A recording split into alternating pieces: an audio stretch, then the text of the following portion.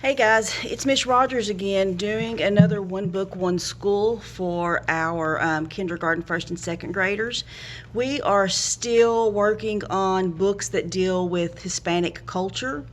And today we're going to read a story about a man who put his life on the line and did great things for the migrant workers to make their living conditions and their pay and their job better.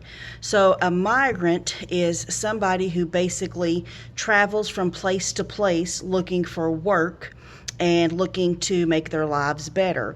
So they may travel to whatever area of the country currently has work available, usually in the form of farm work. So they go and they harvest crops. So we're going to read about Cesar Chavez, and this is a picture of him. And Cesar Chavez is famous because he fought to make migrants' lives better. He actually participated in the longest protest march in history.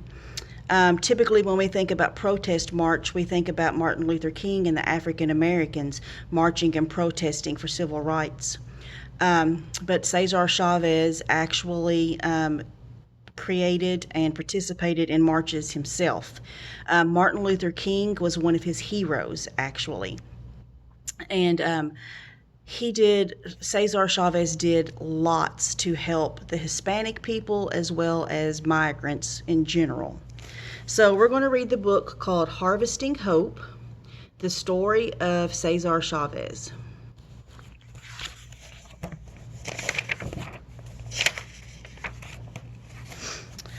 Until Cesar Chavez was 10, every summer night was like a fiesta, a party.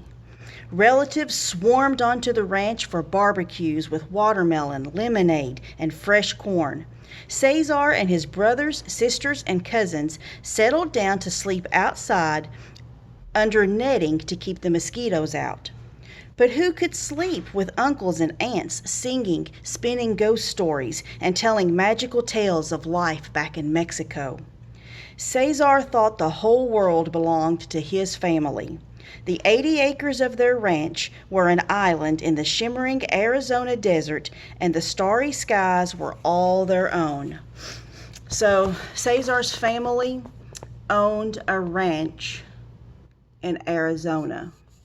So the work that they did there at that ranch benefited themselves. The money that they got for crops went to his family. So owning the ranch in Arizona was a good thing for his family. Many years earlier, Cesar's grandfather had built their spacious adobe house to last forever, with walls 18 inches thick. A vegetable garden, cows, and chickens supplied all the food they could want. With hundreds of cousins on farms nearby, there was always someone to play with. Cesar's best friend was his brother Richard. They never spent a day apart. So that's their adobe house.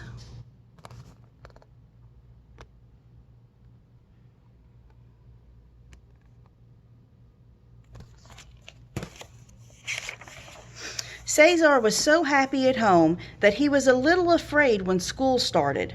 On his first day, he grabbed the seat next to his older sister, Rita. The teacher moved him to another seat, and Cesar flew out the door and ran home. Nobody fly out the door and run home from school.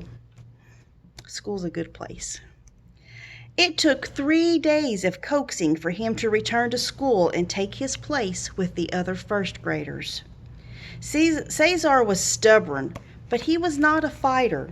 His mother cautioned her children against fighting, urging them to use their minds and mouths to work out conflicts. So there is Cesar running away from school.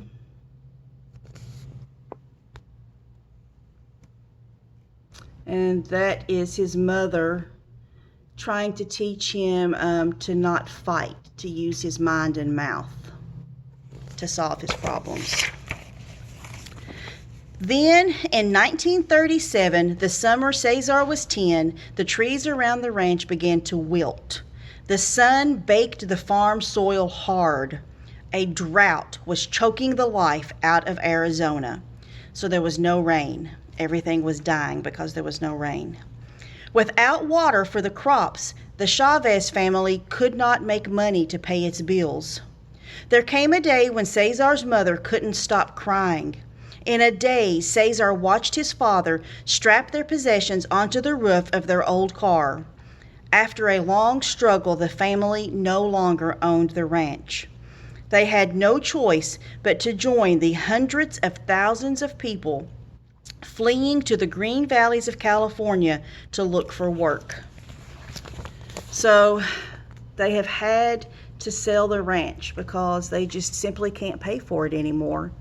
So you see they're all very sad and crying, and they're packing up the car to leave. So now hundreds of thousands of people are trying to go to California and to look for a better life. So they're migrants at this point.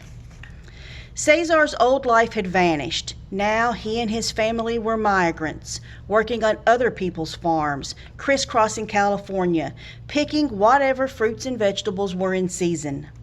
When the Chavez family arrived at the first of their new homes in California, they found a battered old shed. Its doors were missing and garbage covered the dirt floor. Cold, damp air seeped into their bedding and clothes. They shared water and outdoor toilets with a dozen other families, and overcrowding made everything filthy. The neighbors were constantly fighting, and the noise upset Cesar. He had no place to play games with Richard. Meals were sometimes made of dandelion greens gathered along the road. So things are very different for them now. Cesar's family is struggling. Those are the fields of California that they're working in, but it's no longer their own. They're working for other farmers now, living in a shack, basically eating weeds off the side of the road. Cesar swallowed his bitter homesickness and worked alongside his family. He was small and not very strong, but still a fierce worker. Nearly every crop caused torment. Yanking out beets broke the skin between his thumb and index finger.